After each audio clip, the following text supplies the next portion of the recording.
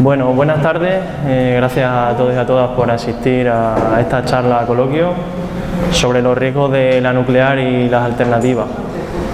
Esta charla creo que llega en un momento clave en dos aspectos, principalmente en materia de energía, no solo por el apagón que hemos tenido hace unas semanas, ya esto ya venía de antes, y en la propagación de bulos y de desinformación, que precisamente por eso pues traen esta charla aquí hoy a Trujillo. Por contextualizar en materia de energía, en Extremadura a lo largo del último siglo, ya hace 40 años con el libro de Extremadura saqueada, se comentaba que a efectos prácticos Extremadura ha estado funcionando como una colonia en materia de energía, ¿no? El primer gran saqueo fue con la construcción de los embalses, que se dio prácticamente a perpetuidad a una burguesía muy relacionada con la dictadura franquista. Aquí tuvimos hace unos meses al compañero Eugenio Romero presentando precisamente el libro del agua, así seca en Extremadura. El segundo gran saqueo en materia energética fue precisamente la energía nuclear, con la construcción de la central nuclear de Almará. Y una central nuclear que pertenece a Iberdrola, a Endesa y a Naturgy. Ya sabemos que, pues solo por poner un ejemplo, Iberdrola tiene su sede fiscal en Bilbao y que, como nos recordaba la compañera Irene el otro día en la asamblea, solo en 2024 Iberdrola tuvo unos beneficios netos de 4.500 millones de euros. Beneficios, o sea, no estamos hablando de que facturen esa cantidad. Estos son beneficios después de quitarle los gastos, después de quitarle los impuestos, esos impuestos que dicen que les están friendo a impuestos. Bueno, también dicen, ahora que estamos haciendo la transición ecológica, dicen que esto es cerrazón ideológica, ¿no? Que los mismos que niegan el cambio climático son los que dicen que estas políticas son cerrazón ideológica. Sin embargo, todas aquellas políticas que van a beneficiar al capital no lo consideran cerrazón ideológica o política ideológica. Y por último, ya que vamos a hablar de las alternativas, el último expolio energético lo estamos sufriendo ahora con las placas fotovoltaicas que están alicatando los campos de Extremadura, que bueno, habrá que ver si esa transición energética que se va a hacer en Extremadura responde a autonomía energética o de nuevo a beneficiar a unas grandes empresas. Por eso, bueno, pues esta charla para arrojar información, para desmentir los bulos. Tenemos a estos tres maravillosos ponentes hoy aquí. Tenemos a Irene de Miguel, extremeña, ingeniera de adopción, ingeniera agrónoma de formación, diputada en la Asamblea de Extremadura y es la portavoz del grupo Unidas por Extremadura. Tenemos a Paca Blanco, activista, ecologista, feminista, por el movimiento de la vivienda, madrileña, pero con un vínculo muy fuerte con Extremadura. Junto con las compañeras de Ecologistas en Acción consiguieron parar la urbanización ilegal de Valdecañas y llevarlo a los tribunales. Pertenece a Ecologistas en Acción, a la plataforma ibérica antinuclear. Y también tenemos a Juan López Uralde, que fue director durante 10 años de Greenpeace España, fue diputado en el Congreso de los Diputados dentro de la coalición de Unidas Podemos y actualmente es el coordinador federal de Alianza Verde. Así que bueno, le cedo la palabra ya a ellos.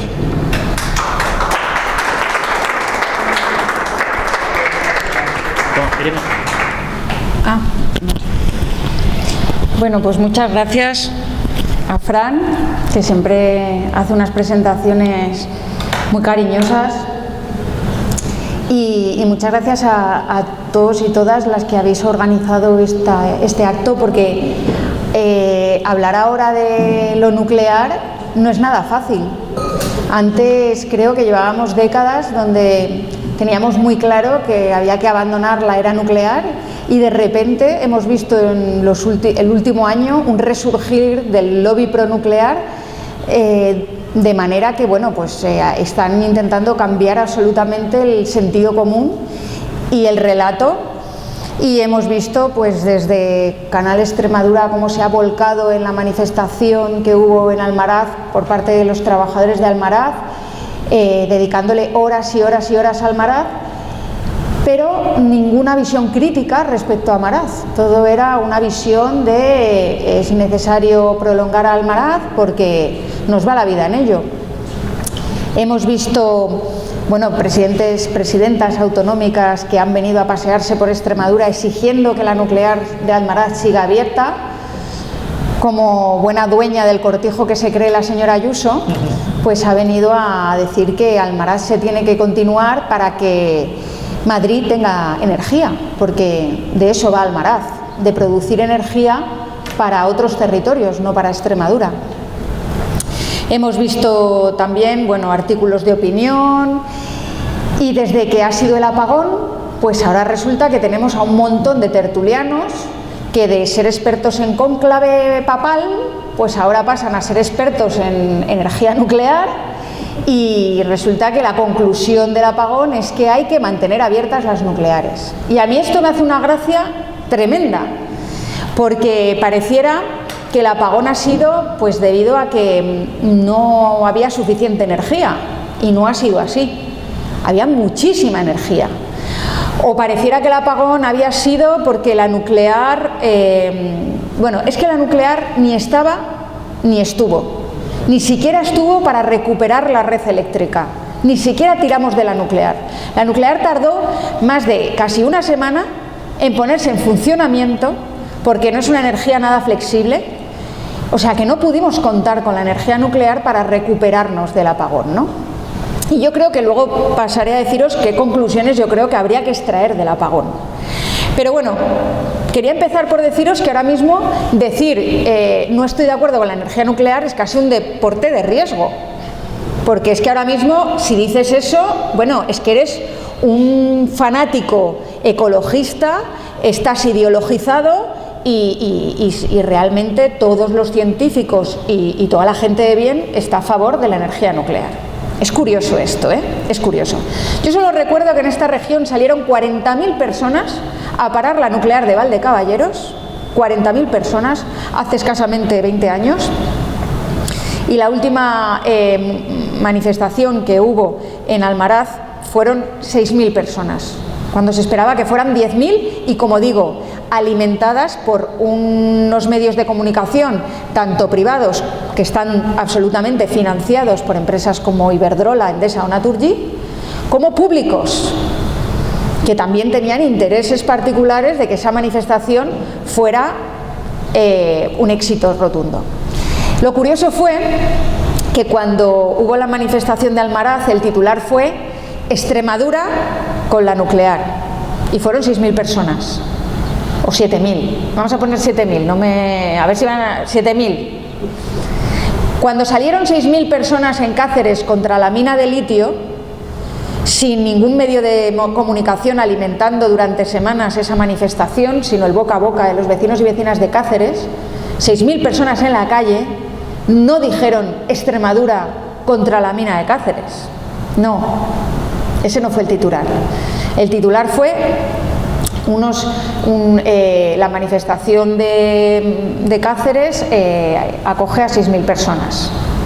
Para que veáis, ¿no?, hasta qué punto el relato quieren que cambie, para que vayamos todos asumiendo que la prolongación de las centrales nucleares no es que sea deseable, es que es necesaria. Bueno, pues yo me pregunto, ¿necesaria para quién? ¿Para quién es necesaria? Pues obviamente es necesaria para las grandes dueñas de esas nucleares.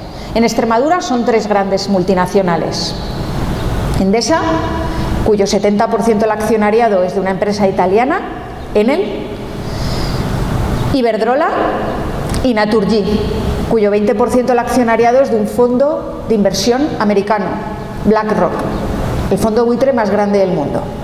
Esos son los dueños de Almaraz, que por cierto aún no han pedido la prórroga. Y no han pedido la prórroga porque están esperando que el gobierno atienda a sus demandas o sus chantajes y Al final, de lo que va todo esto es de que se prolonguen las nucleares, pero que la cuenta la pague el Estado, o lo que viene a ser lo mismo, la ciudadanía. Eso es lo que pretenden. No es que las nucleares sean verdes, porque no emiten gases de efecto invernadero.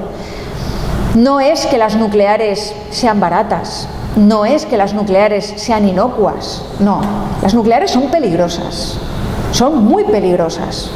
Y si no, solo tenéis que escuchar lo que están diciendo nuestros vecinos portugueses, que en el Tajo, en Portugal, donde parece ser que sí les preocupa esto de Almaraz, están descubriendo que tienen isótopos radioactivos en la cuenca del Tajo en niveles muy superiores a la del resto de ríos.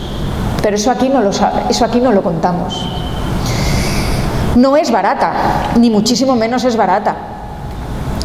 Y por supuesto no tiene nada que ver con la soberanía nacional, que eso es lo que más gracia me hace cuando dicen es que prolongar Almaraz es una cuestión de soberanía nacional. ¿De soberanía nacional? Pero si está en manos de 3 multinacionales con fondos extranjeros.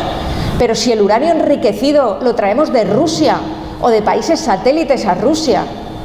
¿Qué soberanía? ¿Dónde está la soberanía?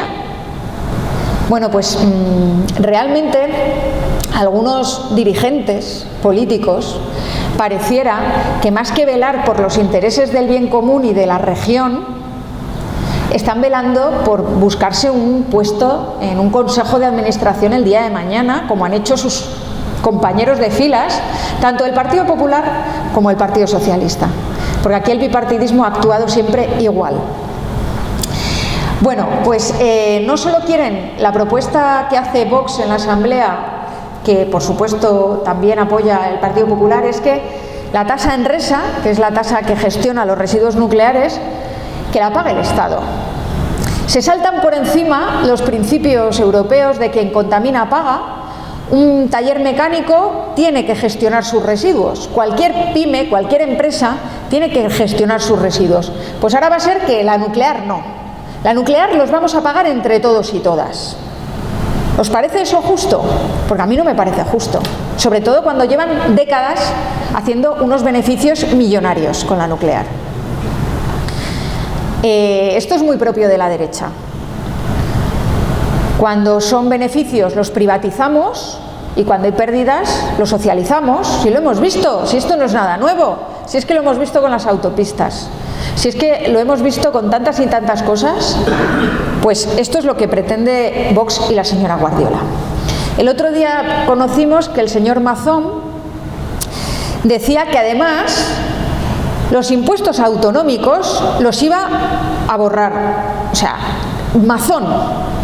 Precisamente, Valencia, que ahora no necesita dinero para la reconstrucción, tiene la caradura de decir que le perdona los impuestos a Iberdrola, que es la dueña del 100% de Cofrentes, porque así pues le sale más rentable la actividad, porque están viviendo una extorsión fiscal, han dicho. Una extorsión fiscal a una empresa que ha tenido 5.600 millones de euros de beneficios netos, como ha dicho Fran, netos, limpios. Que no os voy a decir los sueldos que cobra el Consejo de Administración, que no os voy a decir el sueldo que cobra el dueño de Iberdrola, el señor Sánchez Galán, porque yo me mareo, porque no me puedo creer que nadie puede cobrar esos sueldos. Y están viviendo una extorsión fiscal. Es que hay que joderse. Dicho mal y pronto. Me indigna mucho que nos intenten engañar de esta manera y sobre todo que lo haga el señor Mazón, que es un cadáver político que debería estar ya, no digo en su casa, sino en la cárcel, y que realmente lo que está es tan defenestrado políticamente que lo que está es buscando algún hueco en estos consejos de administración, claramente. Bueno, pues a raíz de esto que plantea Vox hemos tenido una comisión en la Asamblea. Y es curiosísimo, porque todos los que han venido a defender Almaraz, todos, os digo todos y son todos, tenían intereses particulares económicos detrás. Eran trabajadores de la central, o eran empresarios, o eran técnicos de Almaraz. No había nadie que viniera como un técnico, un científico, un físico nuclear, nadie. Oye, podrían haberlos llamado Partido Popular y Vox, alguno habrá, digo yo, pero no vino nunca, ninguno. En cambio, todos los que vinieron a decir que había que cerrar Almaraz y a poner encima de la mesa los peligros, las contradicciones, lo que no nos cuentan en las tertulias de Ana Rosa y compañía, nadie tenía un interés detrás. Era gente que venía simplemente por el hecho de tener una preocupación como sociedad hacia dónde vamos y cuál es el modelo energético por el que vamos a apostar. Lo hizo estupendamente tu compañera Cristina Royce, que es maravillosa, y lo explicó estupendamente. Y yo decía, si Cristina, que es una persona que se ha formado, que tiene todos los datos y que no tiene ningún interés particular en la prolongación o no de Almaraz, no le hacen caso, pues ¿a quién van a hacer caso? Porque todos son intereses económicos, que no nos engañen. Y termino, porque seguro que me estoy pasando o no, nadie lo está controlando. Bueno, yo también estoy preocupada por el empleo. Claro que estoy preocupada por el empleo, son muchos puestos de trabajo, no lo vamos a negar, es la industria más grande que tenemos en Extremadura. Son muchos puestos de trabajo, pero han tenido 40 años. 40 años. Se sabía que Almaraz tenía una vida útil y no han hecho nada, ni el Partido Socialista ni el Partido Popular. Porque aquí nos va mucho lo de la política de hechos consumados. De bueno, yo hoy se lo decía en otra comisión que he tenido, que creo que son los Javis, que dicen, bueno, yo hago y luego veo. Pues esto es igual, nosotros hacemos lo mismo. Nosotros hacemos y ya veremos quién viene luego a solucionarlo. Nos pasó con Valdecañas, ¿verdad? Es la política de hechos consumados. Pues esto es lo mismo. ¿Para qué vamos a plantear un plan alternativo de empleo a Almaraz? ¿Para qué? Si aún quedan 20 años, si aún quedan 10 años, si aún quedan 5 años, que se lo coma el siguiente que venga, que se lo coma, porque nunca pensamos en gobernar para las próximas generaciones, lo hacemos solo por las próximas elecciones, y así nos va en esta región. El empleo tenía que haber estado garantizado con una alternativa hace muchos años. Y ahora la tarea política, que yo creo que corresponde a los políticos, es plantear una alternativa real, pero además garantizar que en el desmantelamiento las personas que están trabajando en Almaraz son contratadas. Y ese desmantelamiento, que va a durar tantos años, que puede llegar hasta durar una década o dos, ese desmantelamiento va a absorber empleo. Pero obviamente habrá gente que a lo mejor no puede trabajar en las tareas de desmantelamiento. Pues esa gente tendrá que tener un plan de prejubilaciones como lo tiene la banca, como lo tiene Telefónica, como lo tienen tantas y tantas empresas. Esas deberían ser las tareas políticas de nuestros dirigentes y no manosear Almaraz y no intentar colarnos por la puerta de atrás una prórroga que como mucho sería ¿de qué? ¿De 3 años? ¿Quién va a asumir el coste de permitir una central nuclear abierta más de su vida útil? Si hay que hacer unas inversiones millonarias. Miremos a lo que ha hecho Bélgica. Bélgica no tiene sol, no tiene viento como tenemos nosotros y están tirando de prolongar las nucleares. ¿A qué coste? A un coste de miles de millones de euros, a un coste de mantener un precio de la energía por encima del precio de mercado, y eso pagado del bolsillo del Estado, o sea, de todos nosotros y nosotras. Bueno, de todos los belgas y belgas. Iba a decir belgas y belgos. Y belgues. Y belgues. Esto va de quién paga la factura. Y las empresas eléctricas, energéticas, que llevan haciéndose de oro décadas en Extremadura, saqueando nuestros recursos, dejando secos nuestros embalses en los periodos de mayor sequía, alicatando de placas fotovoltaicas nuestros encinares y nuestros olivares tradicionales. Están haciendo ahora lo mismo, intentar que la nuclear siga siendo rentable a costa de la que lo paguemos los demás. Y no puede ser. Extremadura no debe ser una tierra nuclear. Vamos a tener un cementerio nuclear mucho tiempo, mucho tiempo. Ese cementerio no puede seguir aumentando. Y yo lo último que quería deciros es que mi conclusión del apagón es que, aún no sabemos supuestamente, no sabemos las causas aún. La señora ministra, ahora Paca nos contará. Yo tengo algo que chivarme. Pues chívate. Aún no sabemos las causas supuestamente, pero sí, lo que sí sabemos es que Ni el Estado ni las energéticas han hecho los deberes.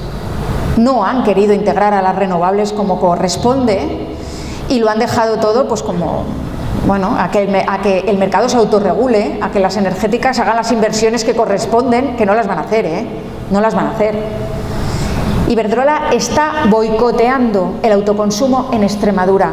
Está boicoteando la puesta en marcha de comunidades energéticas locales, y os lo digo desde mi experiencia propia, que llevo más de un año, para que una comunidad energética funcione en Mérida.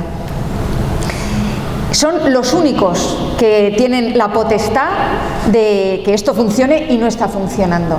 Necesitamos dar un giro a nuestro modelo energético de 180 grados. No podemos cambiar una energía por otra y pensar que cerramos la nuclear y lo fiamos todo a las renovables, pero en manos de los de siempre, de esta mafia.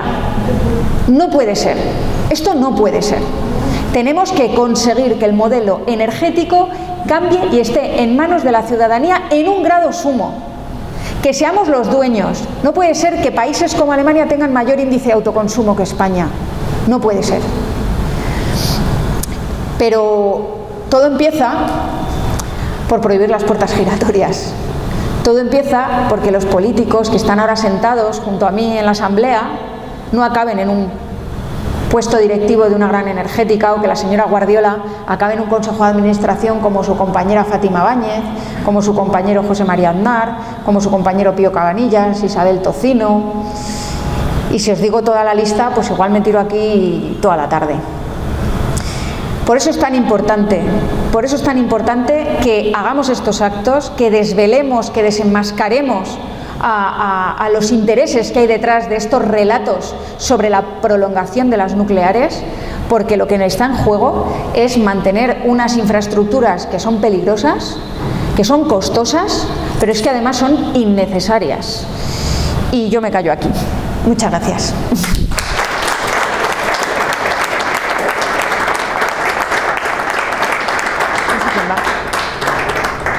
Para acá. ¿A quién toca? A mí. Dejamos al jefe. Ah, vale. Digo, ¿qué acabo de hacer? Bueno, yo hoy voy a dar un repaso rápido para que entendamos un poco qué es una central nuclear, ¿vale? Entonces, a mí se me oye muy bien, pero bueno. Venga, pues yo, según te voy haciendo así, le va dando. Bueno, pues eso es una mina de uranio a cielo abierto, ¿vale? Si leéis ahí, veis que para conseguir una tonelada se necesitan 660 toneladas de rocas. Una central nuclear convencional necesita 200 toneladas de uranio, dejando 230 millones de desperdicios, que son tierras radioactivas. Y una mina de uranio puede necesitar 33 millones de litros de agua al día. O sea, eso ya os demuestra que para empezar de baratas, nada. Dale. Bueno, pues eso es la roca de uranio, que machacada es el óxido de uranio que funciona para el combustible nuclear. Dale. Las principales países de productoras de uranio del mundo son Canadá, Australia, Kazajistán, Níger, sobre todo Rusia. Ahora le estamos comprando el uranio a Rusia. Por lo tanto, todo eso tiene que venir en barco y en coche, y por lo tanto va emitiendo CO2 continuamente, tanto la minería como el transporte. Dale. Ese es el ciclo del combustible nuclear, que sale desde la mina, la reconversión, que está en Rusia, en el Congo, en Canadá, el enriquecimiento en Francia. Lo que hay en España es la fabricación del combustible en la fábrica del Juzgado de Salamanca, que luego tiene que repartir esas barras de combustible por los 7 reactores españoles, por carretera, emitiendo CO2 continuamente. Dale. Las fotografías de arriba son centrifugadoras donde se enriquece y se empobrece el uranio. Esas centrifugadoras las tenemos en Francia. En España no hay.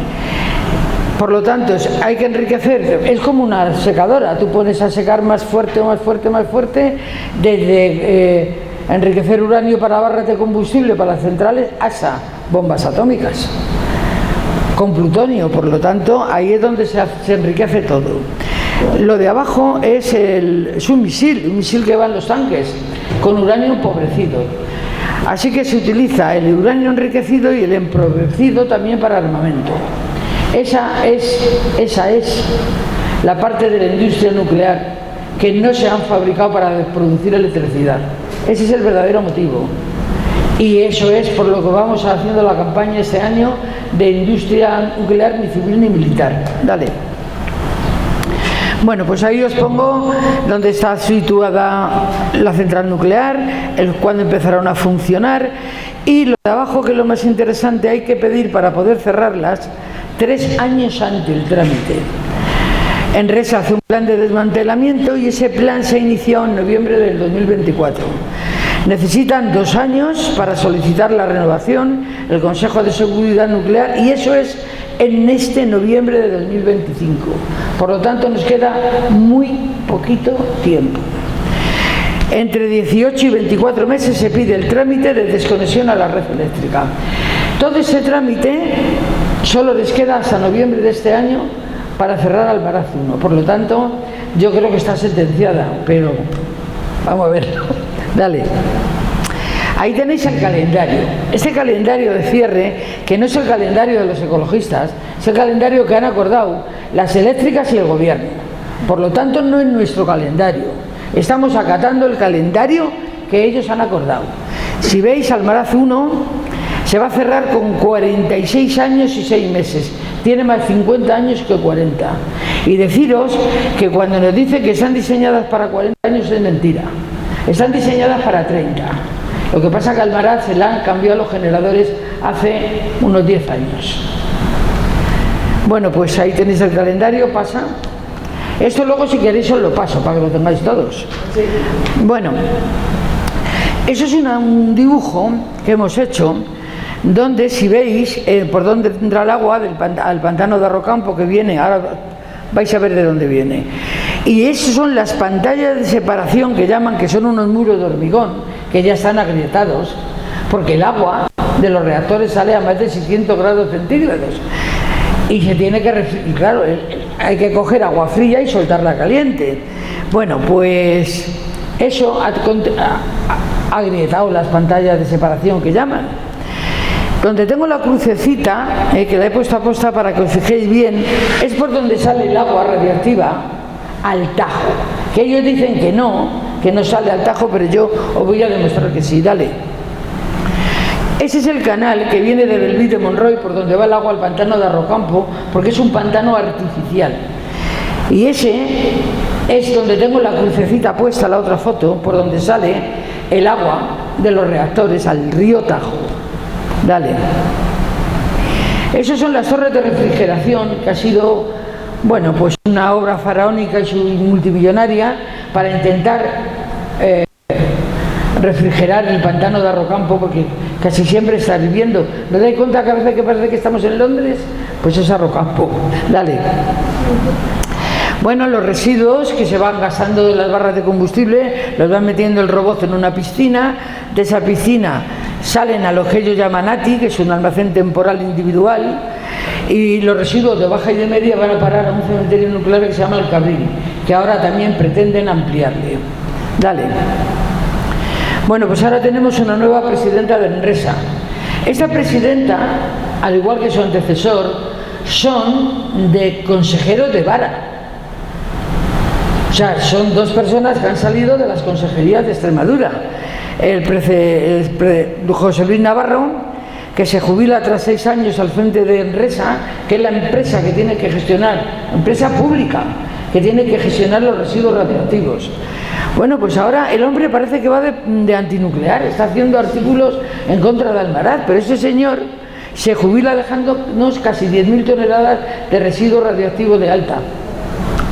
Y se va tan feliz y ahora se hace antinuclear. Dale.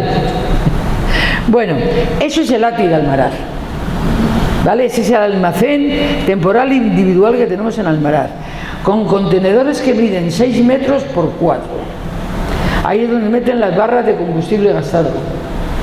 Y calculamos que cuando se cierre Almaraz 2 habrá de 120 a 150 contenedores en la puta calle, en las inmediaciones de Almaraz. Dale. Bueno, ahora nos van a poner, que se van a gastar un dineral en ponernos un ATD que luego nos explica bien Juancho que es un ATD. Pero es un edificio que va a tener celdas frías y calientes por si se raja o se rompe algún contenedor donde están las barras de combustible gastado, para arreglarlo. Si se rompe, y sabéis rezar, ir rezando, ¿eh? Vamos, dale. Bueno, eso es un cementerio nuclear que es el único que hay en el mundo en Finlandia. Y ese cementerio nuclear es el que se va a copiar para hacerle nosotros en España. Vamos a tener un AGP, que es un almacén geológico profundo. Sí. ¿Quieres decir algo? No, que te acerques. Y bueno, vamos a copiar de Finlandia para hacerlo en España. Dicen que para el año 73 estará ya terminado, para podernos llevar todo ese ATI que hemos visto en las inmediaciones de Almaraz a ese cementerio nuclear, pero no han empezado a hacer ni las investigaciones, ¿eh? O sea, ni han empezado a decir dónde, ni cómo, ni cuándo. Dale.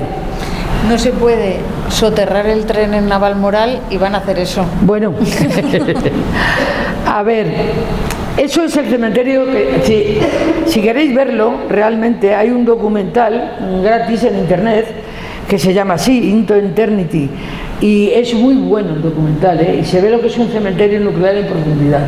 O sea que si alguien tiene intención de verlo, podéis verlo ahí, perfectamente se ve lo que es. Dale. Bueno, como veis, la generación de electricidad en el mundo, la nuclear va en línea recta y las demás van subiendo. Por lo tanto, es una esperanza de que eso llegue a un punto muerto. Vamos, dale, sobre todo por lo que vale el uranio. Bueno, pues aquí tenéis a vuestra estrella del rock, esta muchacha que se va a Europa a decir que dejamos a 4.000 trabajadores en la calle. No sé de dónde ha sacado el dato, porque yo tengo mi fuente, ¿eh? Yo tengo una fuente dentro de Almaraz y a mí me ha dicho que hay 785 trabajadores, ni uno más. De lo que hablan de los trabajos indirectos, que se refieren a la recarga y de la central nuclear, a meter las barras de combustible, pues es que esos trabajadores de esas subcontratas no solo trabajan para Almaraz, trabajan. Esas subcontratas los reparte por todas las centrales nucleares españolas y francesas. Por lo tanto, esos trabajos indirectos de los que hablan también son mentiras, es un bulo. Esos señores tienen garantizado su puesto de trabajo. El desmantelamiento de la central le calculamos en unos 20 años aproximadamente, viendo el proceso que ha llevado la única central nuclear que se ha desmantelado. Bueno, hemos desmantelado dos, pero una se ha ido para Francia, que era Vandellós.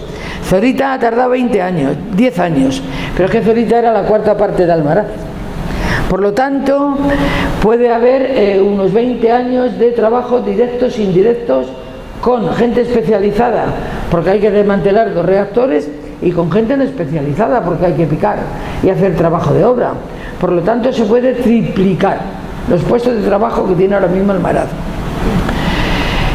Y los pueblos afectados de las centrales, los que están en un radio de 10 kilómetros al lado de la central nuclear, que están cobrando ahora un dinero por pertenecer, por estar en ese radio de los 10 kilómetros, pues esos pueblos van a seguir cobrando lo mismo, exactamente lo mismo, hasta por lo menos el año 73, que esté la AGP, el cementerio nuclear en profundidad, hasta que esté terminado y se puedan ir sacando los residuos y llevándolos allí.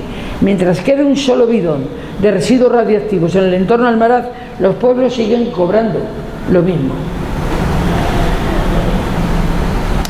Bueno, pues aquí tenemos a las dos artistas, a Díaz Ayuso y a Guardiola, que las han regalado una central nuclear de juguete y mira qué contentas se han puesto, ¿ves? Están felices las dos. Y dice la que tengo en el Madrid, que no podéis apagar Almaraz porque me apagáis Madrid. Pues chica, hubieras hecho los deberes, ¿eh? Porque en Madrid no hay placas en los tejados, ni fotovoltaicas, ni termosolares, no hay comunidades energéticas, los edificios se va el frío y el calor por las rendijas. O sea, que has estado en los años que llevas de presidenta hablando de los bocatas de calamares y de las cañas, que por cierto diré que tengo 76 y yo ya comía calamares y cañas en Madrid, ¿eh? Bueno, pues dale. Bueno, pues ahí tenéis la generación eléctrica que hay en Madrid y la demanda. Madrid es un pozo sin fondo, es un agujero negro. Y lo que no se puede hacer es sacrificar unos territorios para alumbrar otros. Yo he estado leyendo las alegaciones que me han ido llegando de renovables no en pueblos de Madrid y de verdad he flipado. Una de las alegaciones de Móstoles, os pongo Móstoles porque es una ciudad dormitorio enorme, donde hay miles de personas y gastan muchísimo de luz. Pues las alegaciones decían que no se podía poner fotovoltaica en el terreno donde la querían poner porque debajo hay un asentamiento árabe. Coño, y han dejado construir Móstoles encima de un asentamiento árabe, es que ya les vale, ¿eh? Bueno, he leído alegaciones peregrinas, porque se niegan a poner lo que se ha llenado Extremadura, se niegan a ponerlo en Madrid, pero es que lo que tiene que alumbrar Madrid es Madrid. Por lo tanto, que se vayan haciendo los deberes el Ayuso y poniendo los huertos solares, los molinos en la Sierra de Madrid y todo lo demás en Madrid, que tiene que alumbrar Madrid, que no se la paguen. ¿Vale? Yo tengo una propuesta provocativa total, y es que yo quiero que el cementerio nuclear en profundidad vaya a Madrid, ya que no ha sido solidario ni con las placas solares ni con la nuclear. Oye, que se lleve el cementerio por lo menos, ¿no? No me mires así porque tú estás en Madrid. Me parece sensato. Pero yo también. Dale. Bueno, pues ahí tenéis la producción de consumo de electricidad. Ahí veis lo que produce Extremadura y lo que produce Madrid. Ahí va un 500%, ¿no? Que no se ven, pero... ¿lo veis? No. Un 5% Madrid. No digo nosotros. Vosotros todo. Está el negro. No se ve. Superproductores, mira. 488. Bueno, dale.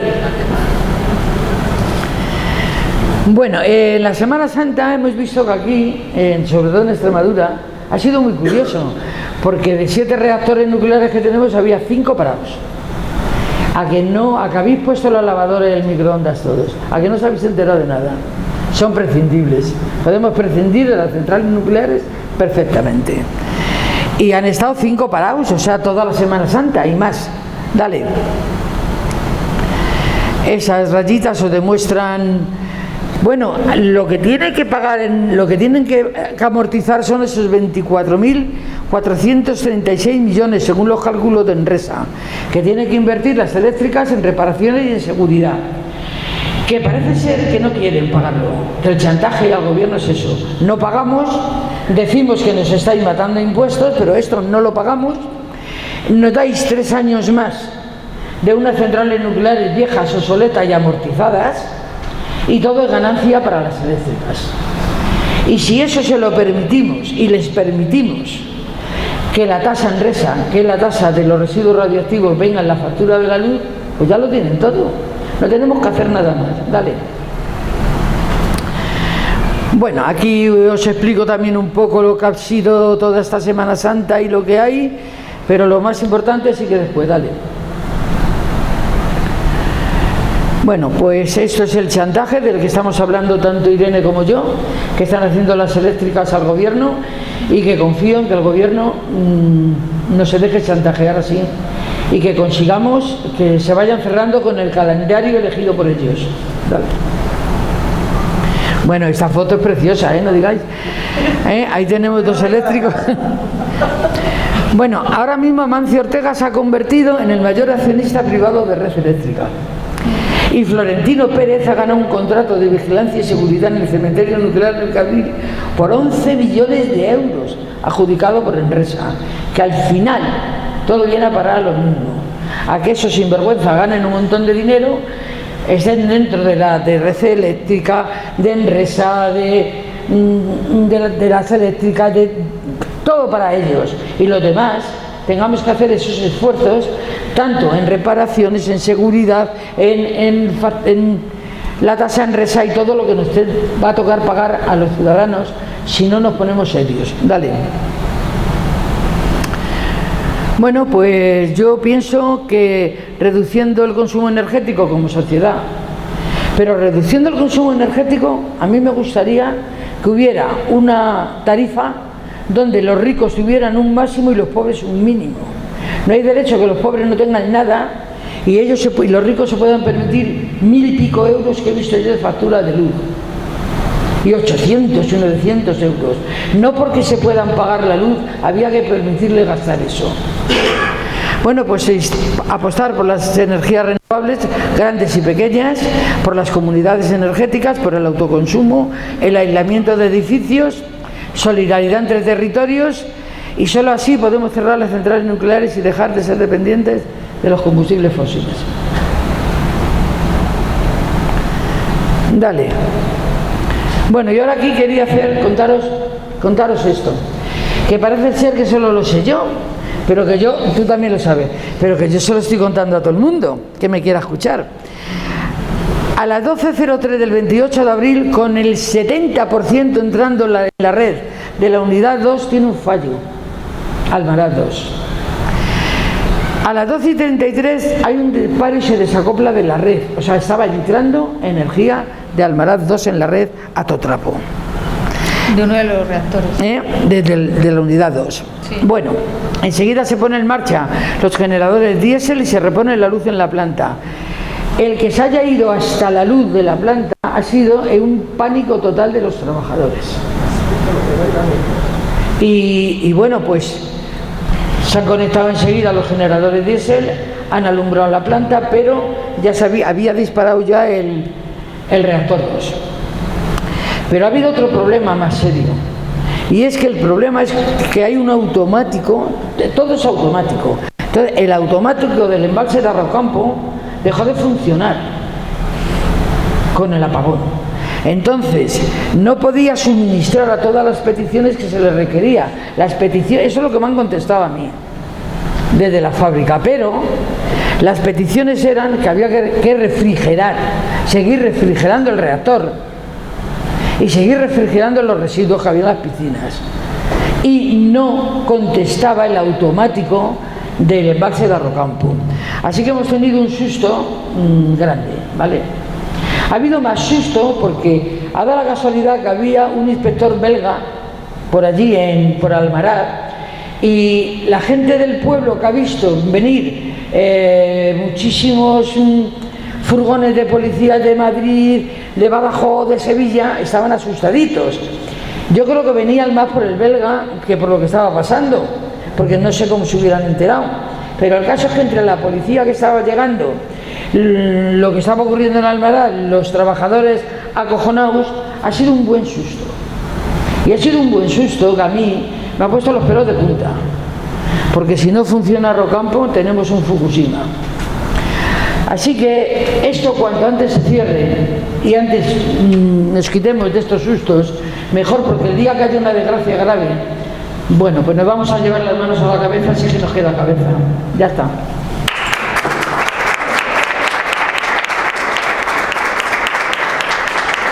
Toma, Pancho, ¿qué toca? Toma, dale. Irene, dale.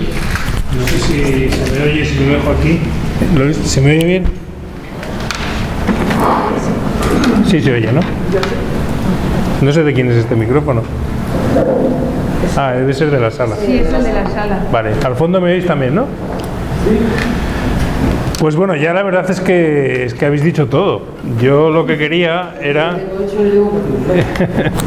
Yo lo que quería era hacer un repaso sobre la historia de la energía nuclear en España, y según vamos haciendo esa historia, vamos desmontando los bulos que se han ido vertiendo a lo largo de estas semanas, ¿no?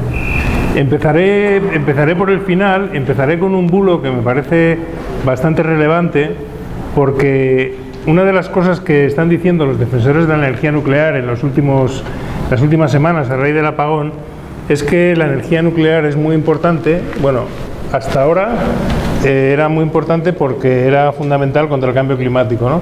Lo cual es bastante paradójico, porque los que defienden la energía nuclear son negacionistas del cambio climático, con lo cual dices, si no hay cambio climático, ¿por qué defiendes la energía nuclear? Pero además es que ahora lo que están diciendo es la energía nuclear es muy importante porque da inercia a la red y porque además es lo único que puede desplazar la utilización de gas natural, ¿no?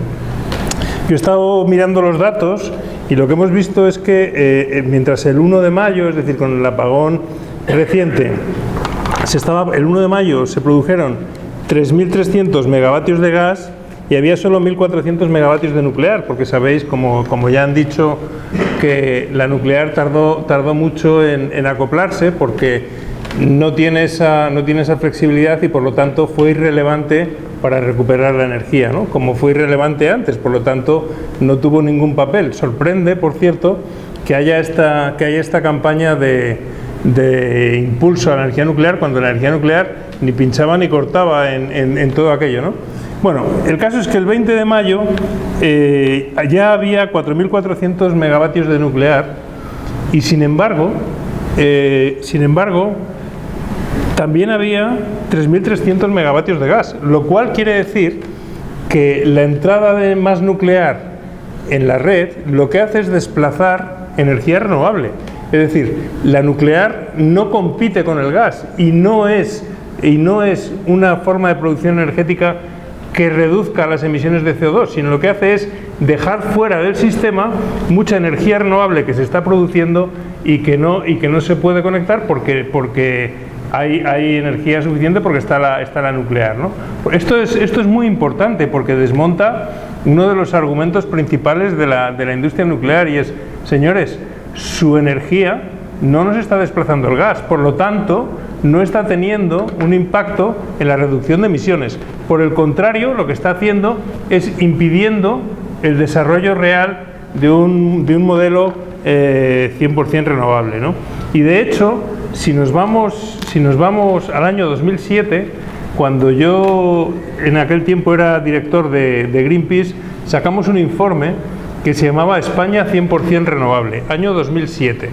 Entonces, las energías renovables en España eran completamente marginales, yo creo que no llegaba ni al 2 o al 3%, de hecho, incluso, por ejemplo, la conexión de la energía solar fotovoltaica a la red estaba prohibida, porque decían que desestabilizaba la red, y cuando pusimos sobre la mesa la afirmación de que el sistema energético español podía funcionar al 100% con energía renovable, repito, año 2007, bueno, se echaron sobre nosotros aquello, bueno, estáis locos, tal, se rieron de nosotros, tal.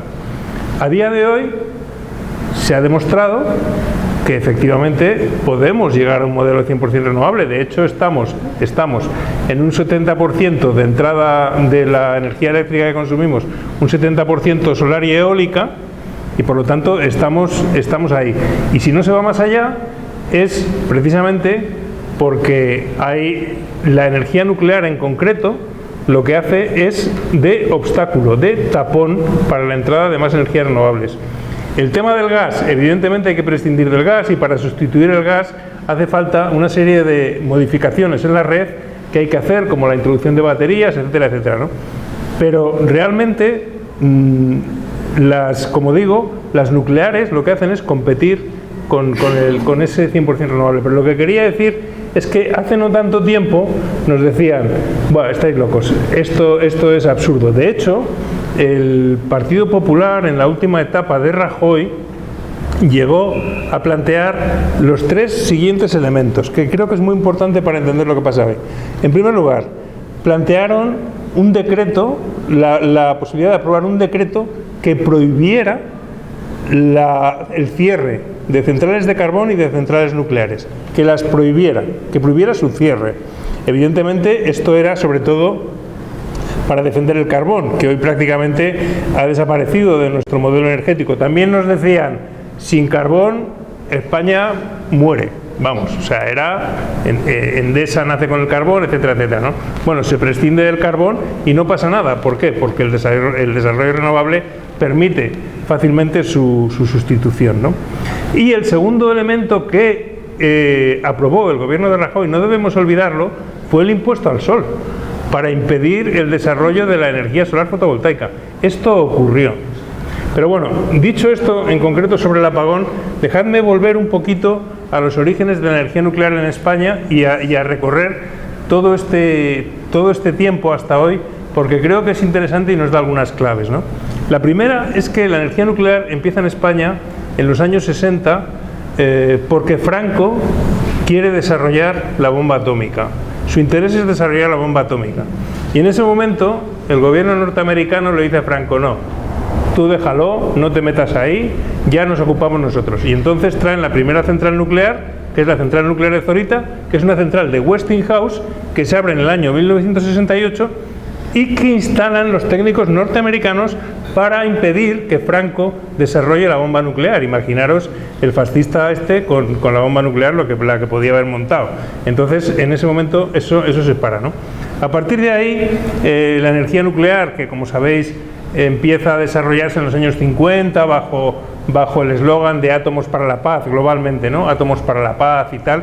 Empieza a desarrollarse globalmente y las empresas eléctricas españolas también se meten a saco en la inversión nuclear y empiezan y hacen un plan nuclear completamente desorbitado, desproporcionado, que yo he visto estos días que sacaban los fascistas renacidos que hay ahora diciendo, fíjate Franco, la de nucleares que quería construir, lo bien que nos hubiera ido. Bueno, cuando llega el gobierno socialista en el año 82, se encuentra con un panorama con las empresas eléctricas españolas completamente arruinadas. ¿Por qué? Porque la inversión nuclear, uno de los talones de Aquiles de la industria nuclear es que las centrales nucleares son muy caras. Entonces, este plan desproporcionado hace que las empresas eléctricas españolas estuvieran al borde de la bancarrota. Y entonces hacen un acuerdo, el primer rescate, yo creo el primer rescate que se produce es el rescate del gobierno con respecto al plan nuclear. Y hacen un acuerdo con las eléctricas y les dicen, bueno, ustedes dejan de construir Valdecaballeros y la central nuclear de Lemóniz, esas centrales se paralizan, se descartan todos otros proyectos que había y se quedan las que ya estaban construidas. Y a cambio, durante 25 años, los españoles de a pie hemos pagado a través de la tarifa de la luz una parte de nuestra tarifa, un impuesto, para pagar lo que se llamó la deuda nuclear, que era la deuda en la que habían incurrido las empresas eléctricas españolas en ese macroplan nuclear. Por lo tanto, es lo que decía Irene, es decir, la industria nuclear es una industria financiada con el dinero de todos. Las nucleares son nuestras, las hemos pagado nosotros, es así, a través de la tarifa de la luz durante 25 años. Bueno, Paca y yo, vosotros sois muy jóvenes, pero Paca y yo hemos pagado durante 25 años. La laboratoria nuclear de Felipe González y Aranzadi. Exacto. La hemos pagado nosotros. Eso fue así. Entonces, fue la primera. Bueno, esto estuvo a punto de llegar al colapso a las industrias energéticas españolas, ¿no? De hecho, no es la primera y no ha sido la única vez, pero hubo otras, como por ejemplo, nuevamente el desproporcionado plan de construcción de plantas de ciclo combinado, de plantas de gas. Nuevamente las empresas eléctricas hicieron unas proyecciones de demanda altísimas, empezaron a construir plantas de ciclo combinado por todos lados, algunas en Extremadura, y eso también se vino abajo porque la demanda no aumentó, ¿no? Por eso a veces cuando dicen, bueno, es que de esto que solo hablen los técnicos, bueno, a veces los técnicos también se equivocan, ¿no? Y por lo tanto está bien que haya ojos mirando lo que está ocurriendo, ¿no? En Madrid, y esto se sabe poco porque también se tapó, porque una de las características de la industria nuclear es que es profundamente ocultista. No sabemos la mayor parte de las cosas que pasan, que ocurren. En Madrid hubo un accidente nuclear. En la ciudad universitaria había un reactor nuclear experimental. Ese reactor nuclear, en el año 73, creo recordar que fue, se produjo en un trasvase de agua erróneo. Los técnicos se equivocaron y en vez de trasvasar el agua del reactor a una vasija de contenedor, la trasladaron, la virtieron a la alcantarilla y fue directa al río Manzanares durante unos minutos. Durante unos minutos ese reactor estuvo vertiendo aguas contaminadas en el río Manzanares. Esto, por supuesto, se ocultó y se conoció solamente después, en los años 90, cuando se conocieron los informes secretos de que digamos que no sé qué parte de los servicios franquistas recorrieron la cuenca del Manzanares y del Jarama comprando toda la cosecha de productos hortofrutícolas, que entonces había mucha huerta, para evitar su consumo, pero mucho se consumió, porque claro, en aquel momento mucho se consumió. Lo que pasa es que se desconoce absolutamente cuál fue el impacto real sobre la salud de ese vertido de aguas radiactivas. Cuando yo he contado esto en las redes, me dicen, los pronucleares me dicen, bueno, es que estás hablando de los años 70, como si no hubiera cambiado la tecnología, y yo digo, oiga, que es que estamos hablando de centrales nucleares con tecnología de esa época. Esas son las que ustedes nos quieren ahora alargar la vida. Y dicen, no, es que eso fue en el año 73, sí, de vida útil entre comillas, y llegó la hora de su cierre. Hubo mucha oposición a su cierre, como está ocurriendo ahora en Almaraz. Entonces era presidente de gobierno, era Zapatero, yo entonces era director de Greenpeace, y tuve varias reuniones con él sobre el tema de Garoña. Y entre otras cosas, hubo una amenaza por parte de las eléctricas, una amenaza de apagón, si se cerraba la central nuclear de Garoña. Y eso está en los medios de comunicación. Amenazaron con cerrar las nucleares si el gobierno cerraba Garoña. Bueno, total, Zapatero no se atrevió a cerrarla, esa es la verdad, porque el Partido Socialista pues le tiemblan las piernas en muchas cosas, lo sabéis muy bien, ¿no? Mucho mejor que no. Y en esto le tembló las piernas. Y Zapatero a mí me dijo que el lobby más poderoso que había en España se llamaba Iberdrola. Esto es palabras de un presidente de gobierno que no fue capaz de cerrar la nuclear. Que yo me acuerdo que entonces tuvimos una reunión, no me voy a acordar ahora el nombre del ministro, pero mi memoria, perdonad. Pero bueno, el caso es que nos reunimos, era el que llevaba el tema nuclear con Zapatero, ¿no? Y cuando ya decidieron que no la cerraban, nos reunimos y nos dijo, hemos perdido esta batalla, que cada rata salga del barco por el agujero que pueda. Me acuerdo de aquella frase. Y digo, vale, fenomenal. Por supuesto, nosotros seguimos y nosotras seguimos luchando, y finalmente la central nuclear de Garoña se cerró. Y por cierto, tanto la central nuclear de Zorita como la central nuclear de Garoña se cerraron bajo gobiernos del Partido Popular. Con Mariano Rajoy. Vaya paradoja, no, Zorita la cerró Aznar. O sea que esta es la paradoja, ¿no? Y sobre el tema del Partido Popular os voy a decir una cosa más. Uno de los asuntos sobre los que más ruido se está haciendo últimamente es sobre el tema de la minería del uranio, que lo ha explicado muy bien Paca. Bueno, pues la minería del uranio tiene muchos problemas. Aquí en Extremadura lo sabéis bien, porque evidentemente el uranio está muy extendido en la litosfera. Lo que pasa es que a concentraciones muy pequeñas, ¿no? Por tanto, uranio hay en muchos sitios, lo que ocurre es que a concentraciones muy pequeñas, ¿no? Y de hecho, en España hubo una explotación de uranio, aquí la hubo, también la última fue en Saelices, en Salamanca, que se cerró por motivos económicos, porque no eran rentables esas minas, ¿no? Entonces, hubo un proyecto de una minera australiana que se llama Berkeley, que es un proyecto especulativo, una empresa que en este momento, a través del Tratado de la Carta de la Energía, ha demandado a España y le reclama casi 1.000 millones de euros de indemnización por no dejarle explotar el uranio. Bien, pues en la Ley de Cambio Climático, yo entonces cuando se aprobó la Ley de Cambio Climático, yo era presidente de la Comisión de Cambio Climático. Y sabéis que en la elaboración de las leyes, pues primero llega un proyecto de ley, en este caso del Gobierno, eso se aprueba y pasa a la Comisión. Entonces, en la Comisión se van introduciendo enmiendas. Y hubo una enmienda que introdujimos desde Unidas Podemos, que era la enmienda que prohibía la minería del uranio. ¿Por qué? Porque hay una movilización en toda la comarca de Campo Charro, en Salamanca, brutal. La gente no quiere esa mina, no quiere ni oír hablar de esa mina. Y en el sur de Badajoz. Y en el sur de Badajoz.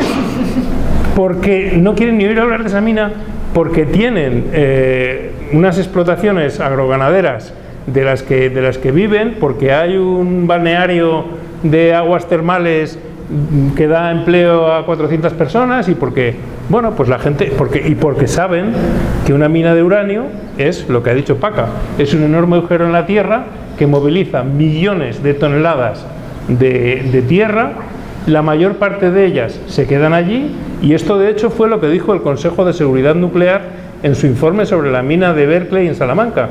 Dijo, esta mina no es viable porque ¿qué pasa al final? Al final lo que ocurre es que una vez más hay una empresa minera, en este caso Berkeley, una empresa minera australiana que se puede beneficiar del uranio que saque, pero al final esos millones de toneladas de residuos radiactivos los tenemos que gestionar el Estado una vez más, ¿no? O sea que nuevamente es una transferencia de dinero público a dinero a una empresa privada, en este caso australiana. Bueno, pues que sepáis que presentamos una enmienda a la Ley de Cambio Climático y que esa enmienda que prohíbe la minería del uranio fue votada a favor por el Partido Popular. Fue votada a favor. Es decir, yo estaba allí, pero es que está publicado, no estoy diciendo nada que esté publicado. Por lo tanto, los gritos histéricos ahora diciendo es que han prohibido la minería, oiga, ustedes lo votaron a favor. Y es lógico que se votara a favor, como yo digo, por una cosa buena que hicieron, que no se quejen tanto. ¿Por qué? Porque nadie en su sano juicio estaba interesado en ese desarrollo minero. La Empresa Nacional del Uranio en USA, que era la responsable de la minería en Saelices, de la minería en los años que terminan en los años 90, se desvinculó del proyecto de Berkeley porque no era viable económicamente. No era viable económicamente, tenía un impacto ambiental brutal y una respuesta social importantísima, ¿no? Y por lo tanto aquello no tenía absolutamente ninguna posibilidad de salir adelante. Y por eso, lógicamente, en el Congreso hubo una amplia mayoría que votó a favor de su prohibición, ¿no? Entonces, bueno, esto sobre el uranio, ¿no? Entonces, ahora tanto ruido. No, España no tiene uranio económicamente explotable. Esa es la realidad. Es decir, ¿España tiene uranio? Sí, pero no se puede explotar porque nadie. Entonces, ¿qué es Berkeley? ¿Qué es la empresa minera Berkeley? Bueno, es una empresa especulativa. Es decir, la ley de minas, que por cierto, la ley de minas de España es del año 1973, es de las pocas leyes franquistas que quedan, que nosotros intentamos, en nuestro paso por el Congreso, como Unidas Podemos, intentamos cambiar esa ley a través de un trabajo que hicimos con Ecologistas en Acción.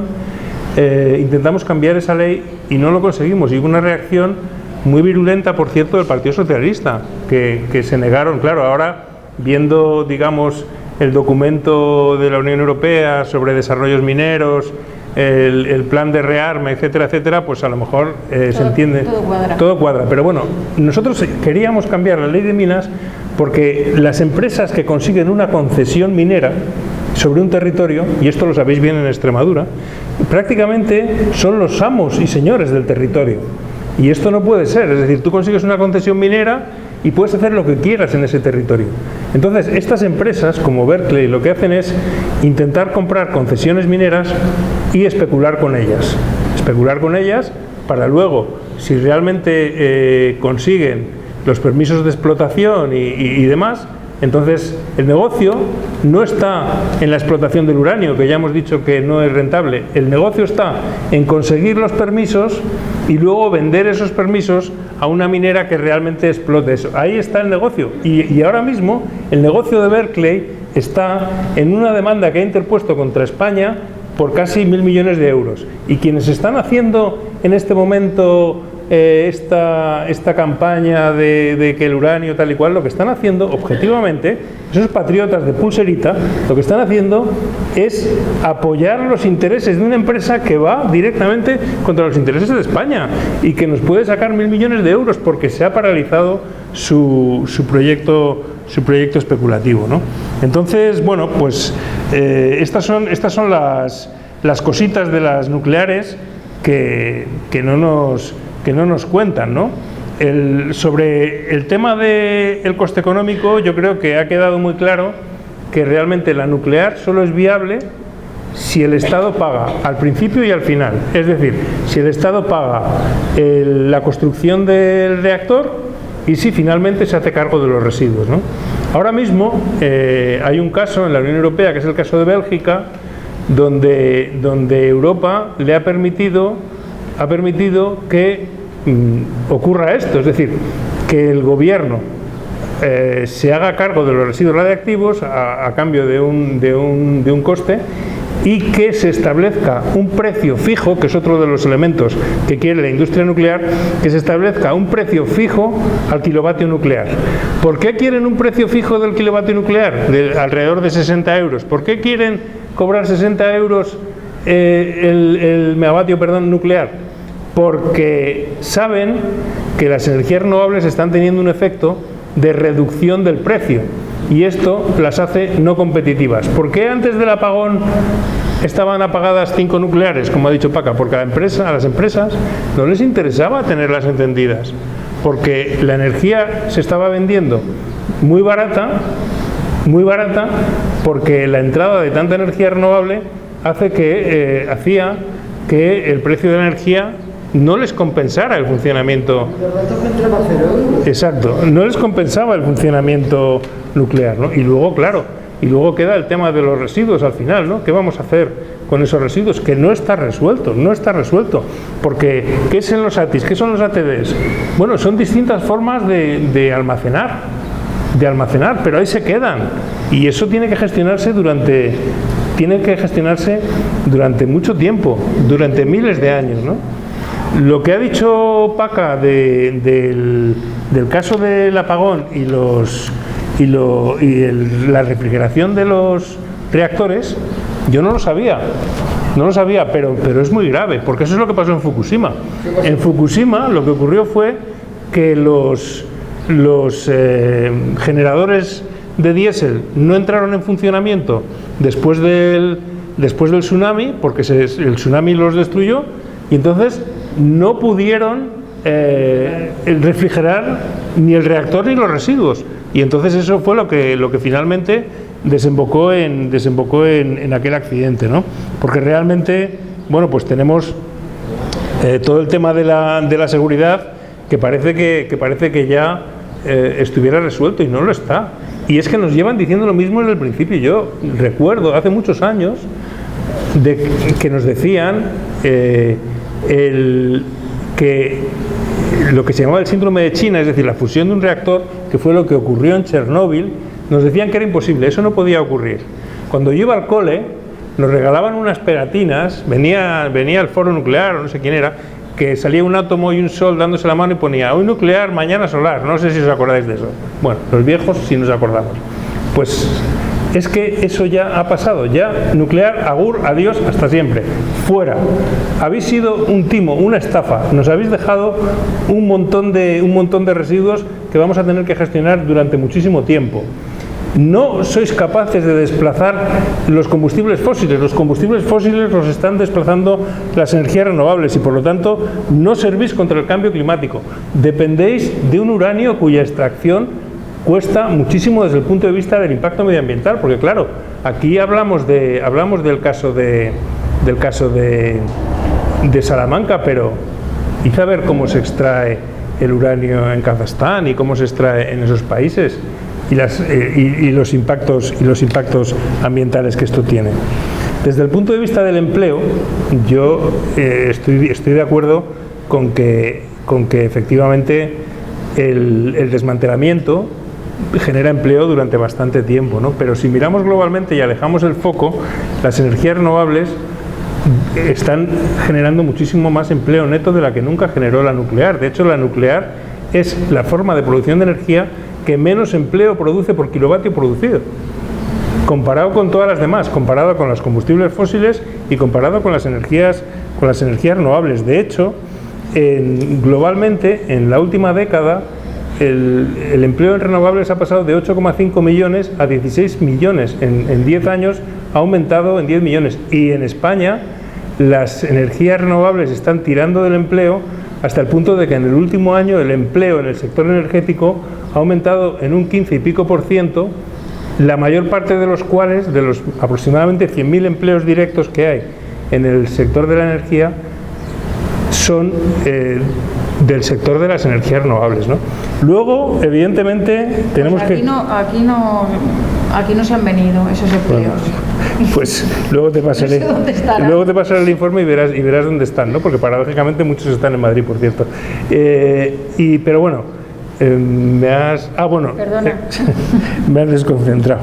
No, quería decir que efectivamente el tema de las energías renovables y el desarrollo territorial es un tema, ¿no? y es un debate, y evidentemente se está reproduciendo un modelo en el cual precisamente, seguramente es parte del problema, el oligopolio ha querido reproducir el mismo modelo industrial, ¿no? y eso genera problemas. Entre otros, por ejemplo, uno de los problemas que hubo con el apagón fue que la gente que tiene instalaciones de autoconsumo, como no tenían los inversores preparados para desconectarse de la red y autoconectarse a las placas fotovoltaicas, no pudieron desconectarse y seguir utilizando su propia energía, ¿no? Son cosas que evidentemente hay que modificar, y por eso nosotros y nosotras desde Unidas Podemos y desde Alianza Verde apostamos por una empresa pública de energía, ¿no? Para que realmente este desarrollo renovable se haga en favor de las personas y del medio ambiente, y no en favor del beneficio económico, y que no se repita el mismo modelo, ¿no? Pero bueno, sí que quería que vierais un poco pues el cuadro de lo que ha sido el desarrollo nuclear en España, cuáles han sido sus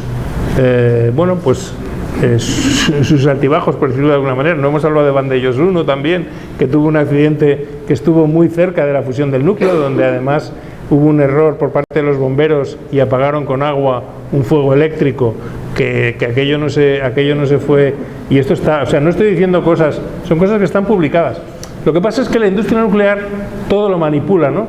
Si miráis, por ejemplo, las víctimas de Chernóbil, dicen, bueno, es que en Chernóbil, si escucháis a los lobistas de la nuclear, dicen, en Chernóbil solo murieron 37 personas, solo. Y dices, no, perdona, es que, ¿sabéis lo que pasa? Que hay todo un sector de personas, que fueron más de 600.000, que se llamaron los liquidadores, que era gente que durante unos minutos entraban en la zona del reactor para echar arena encima del reactor y luego salían, porque estaban muy sometidos a dosis radiactivas muy altas, ¿no? De esos 600.000 personas que fueron liquidadores en el accidente de Chernóbil, no se hizo ningún seguimiento. Se sabe que evidentemente que decenas de miles murieron de cáncer afectadas, pero no hay una estadística, no ha habido un seguimiento, porque no hay interés en que haya ese seguimiento. El otro día yo escuchaba en la radio, hablando de precisamente de Chernóbil, que decía que un técnico de la OIA, de la Agencia Internacional de Energía, hablaba de los soldados rusos que habían entrado en Chernóbil durante esta guerra de Rusia y Ucrania, y decía, ¿qué va a pasar a esos soldados? Y decía, van a morir de cáncer, van a morir por la radiación. Esta es la realidad de ese legado nuclear, ¿no? Entonces, bueno, todas estas cosas pues no se dicen. Ahora se nos vende la nuclear como si fuera una cosa muy tecnologizada, muy limpia, un poco mágica, ¿no? Como el Espíritu Santo, ¿no? La nuclear nos salvará. Y es falso. La nuclear es una forma de producción de energía directamente vinculada con la industria militar, y es una forma de producción de energía peligrosa, cara, y además que genera residuos que quedan para toda la vida. Por lo tanto, si tenemos sol y tenemos viento, no sigamos por ese camino. Y aquí lo dejo. Muchas gracias.